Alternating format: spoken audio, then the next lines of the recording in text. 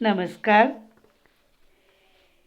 जब युधिष्ठिर के चारों भाई पानी लेने गए और वापस नहीं आए, तो युधिष्ठिर भी उनकी खोज में ढूंढते ढूंढते उस तालाब के पास जा पहुंचे, जिसका जल पीकर उसके चारों भाई धरती पर मृत पड़े हुए थे। अपने चारों भाइयों को मृत पड़ा देखकर युधिष्ठिर हैरान रह गए और उनकी आंखों से आंसू बहने लगे। कुछ समय तक रोते रहने के बाद युधिष्ठिर ने अपने भाइयों के शरीर को ध्यान से देखा और मन ही मन बोलने लगे, यह तो कोई माया जाल सा लगता है। आसपास पृथ्वी पर किसी शत्रु के पांव के निशान भी नजर नहीं आ रहे, ना ही किसी जानवर के निशान नजर आ रहे हैं। हो सकता है कि यह भी दुर्योधन की कोई चाल हो सकता है उसने पानी में विष मिला दिया हो। यह सोचते सोचते युधिष्ठिर ने सोचा कि मैं पानी को थोड़ा सा पास से जाकर देखता हूँ, थोड़ा सा चक्कर देखता हूँ। जैसे ही उन्होंने पानी को अंजलि में भरा, तो उन्हें भी वही आवाज़ सुनाई दी। युधिष्ठिर तुरंत समझ गए कि ये कोई यक्ष बोल रहे हैं, यक्ष बोल रहा है। उन्होंने यक्ष की बात मान ली और कहा, आप मुझसे अपना प्रश्न पूछ सकते हैं। यक्ष ने युधिष्ठिर से कई प्रश्न पूछे जो इस तरह थे, और युधिष्ठिर ने उनका उत्तर भी बहुत अच्छे से दिया। यक्ष ने प्रश्न पूछने शुरू किए। पहला प्रश्न किया, मनुष्य का साथ कौन देता है? तो युधिष्ठिर ने तुरंत जवाब दिया, धैर्य ही मनुष्य का साथ देता है। वो बोले, पृथ्वी से भारी क्या चीज है? तो युधिष्ठिर ने जवाब दिया, संतान को कोख में धारण करने वाली मां पृथ्वी से भी भारी होती है। फिर पूछा, कौन सी विद्या या शास्त्र है जिसका अध्ययन करके मनुष्य बुद्धिमान बनता है? तो युधिष्ठिर ने जवाब दिया, कोई शास्त्र पढ़ने से बुद्धिमान नहीं होता है, कोई शास्त्र ऐसा नहीं है जिससे कोई बुद्धिमान बने। अच्छे और महान लोगों की संगति करने से ही मनुष्य बुद्धिमान बनता है। फिर यक्ष ने पूछा, आकाश से भी ऊंचा कौन है? तो युधिष्ठिर बोले, आकाश से ऊंचा पिता होता है। अगला प्रश्न पूछा यक्ष ने, वायु से तेज कौन चलता है? युधिष्ठिर ने तुरंत बोल दिया कि मन वायु से भी तेज चलता है। घास से भी छोटी चीज कौन सी हो सकती है? घास से तुच्छ चीज कौन सी हो सकती है? तो जवाब आया, चिंता।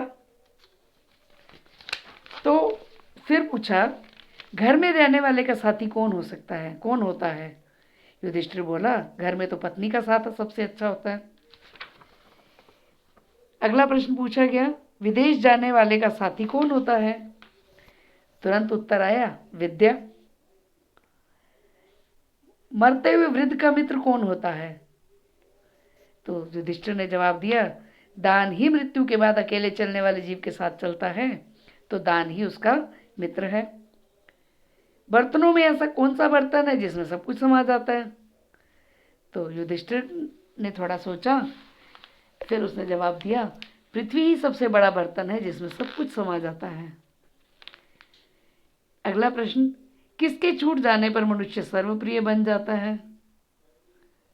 तो युधिष्ठिर का आंसर बहुत अच्छा था, उत्तर, कि अगर अहंकार इंसान छोड़ दे तो मनुष्य सबका प्रिय बन जाता है।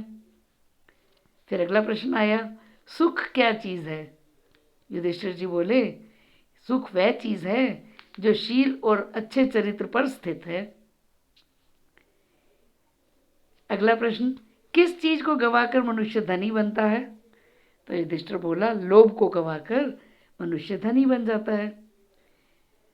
अगला प्रश्न, किस चीज को खो जाने से दुख नहीं होता है? युधिष्ठिर ने तुरंत जवाब दिया, क्रोध को खोने से किसी को दुख नहीं होता है, क्योंकि क्रोध एक ऐसी चीज है जो आएगा तो नुकसान करेगा, और अगर वो चला जाए तो हम प्रसन्न हो जाते हैं, सुखी हो जाते हैं, क्योंकि क्रोध ही तो सारी विनाश का जड़ होता है। फिर अगला प्रश्न पूछा गया, इस जगत में सबसे बड़े आश्चर्य की बात क्या है? तो युधिष्ठिर ने बोला, हर रोज हमारे आंखों के सामने कितने ही प्राणी मौत के मुंह में चले जाते हैं, उसके बाद भी बाकी जो जीवित प्राणी हैं वो अमर रहना चाहते हैं, जबकि उनको पता है कि अमर कोई भी नहीं है, फिर भी वो अमर रहना चाहते हैं। यही सबसे बड़ी आश्चर्य की बात है। इस तरह से यक्ष ने और भी बहुत सारे प्रश्न पूछे। युधिष्ठिर ने उन सब का उत्तर ठीक से दे दिया। अंत में यक्ष ने बोला, राजन, मैं तुम्हारे मृत भाइयों में से किसी एक को ही जीवित कर सकता हूं। तुम किसी को भी चाहो वह जीवित हो जाएगा। युधिष्ठिर ने थोड़ी देर सोचा कि किसे जीवित कराया जाए। थोड़ी देर सोचने के बाद बोला, युधिष्ठिर बोले, मेरे छोटा भाई नकुल जीवित हो उठे। युधिष्ठिर के इतने बोलते ही यक्ष सामने प्रकट होकर बोले, युधिष्ठिर, तुमने 10,000 हाथियों के बल वाले भीम को छोड़कर नकुल को जीवित करना क्यों उचित समझा? युधिष्ठिर बोले, हे यक्षराज, मैंने नकुल को सिर्फ इसी कारण से जीवित करना चाहा है क्योंकि मेरे पिता की 2 पत्नियों में से माता कुंती का बचा हुआ एक पुत्र तो मैं हूं ही, और मैं चाहता हूं कि माता माद्री का भी एक पुत्र जीवित हो जाए, जिससे जो है दोनों माताएं सुखी हों, खुश रहें। इसलिए आप कृपा करके नकुल को जीवित कर दीजिए। यक्ष ने युधिष्ठिर के इस जवाब को सुना और वो अत्यंत खुश हुए, प्रसन्न हुए, और युधिष्ठिर को वर देते हुए बोले कि हे पुत्र, तुम बिल्कुल पक्षपात नहीं करते हो, तुम्हारे चारों भाई ही जीवित हो जाएंगे, यह मैं वरदान देता हूँ। उन्होंने युधिष्ठिर के सद्गुणों से खुश होकर उसे सीने से लगा लिया और उसे आशीर्वाद देते हुए बोले, 12 वर्ष के वनवास को पूरा होने में अभी अब कुछ दिन बचे हैं।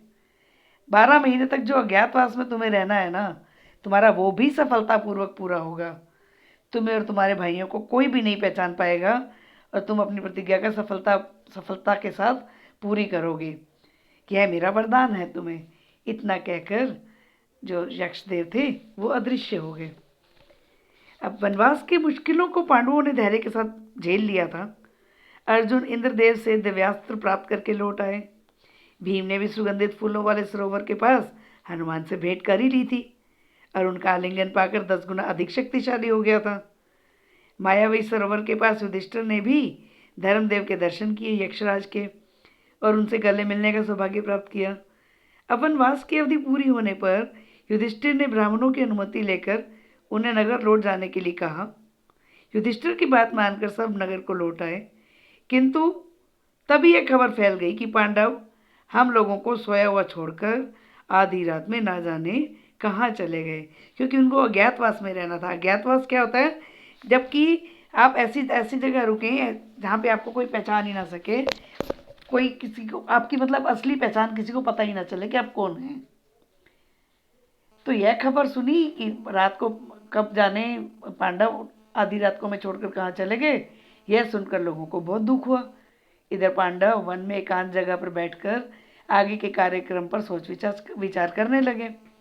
युधिष्ठिर ने अर्जुन से पूछा, अर्जुन, यह बताओ कि 13वां वर्ष किस देश में और किस तरह व्यतीत किया जाए? अर्जुन ने उत्तर दिया, महाराज, इसमें कोई शक नहीं है कि हमने 12 महीने बड़ी ही आसानी से इस प्रकार बिता दिए हैं जिससे कि हमें कोई वास्तविक परिचय से पहचान ही नहीं कोई प्राप्त कर सका कि हम हैं कौन। अब यही अच्छा होगा कि हम सब साथ साथ ही रहें। कौरवों के देश के आसपास मत्स्य, वैदेही, पांचाल, शूरसेन, मगध आदि बहुत से देश हैं।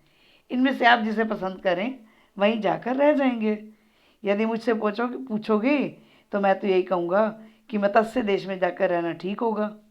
इस देश का राजा विराट है और वैसे भी विराट नगर बहुत ही सुंदर है और समृद्धि से भरपूर है। तो मेरी तो यही राय है कि हम वहीं जाकर रहें। बाकी जो आप उचित समझें हम वो करेंगे। तो युधिष्ठिर बोले, मत्स्य के राजा विराट बहुत ही शक्तिशाली हैं और वो दुर्योधन की बातों में भी आने वाले नहीं हैं। तो राजा विराट के यहाँ ही हम छिप कर रहेंगे, तो यही हम सबके लिए उचित रहेगा। तो आज का अध्याय यहीं ख़त्म करते हैं। और वीडियो पसंद आए तो लाइक करिएगा, कमेंट बॉक्स में कमेंट भी डालिएगा। और चैनल को सब्सक्राइब भी करिएगा।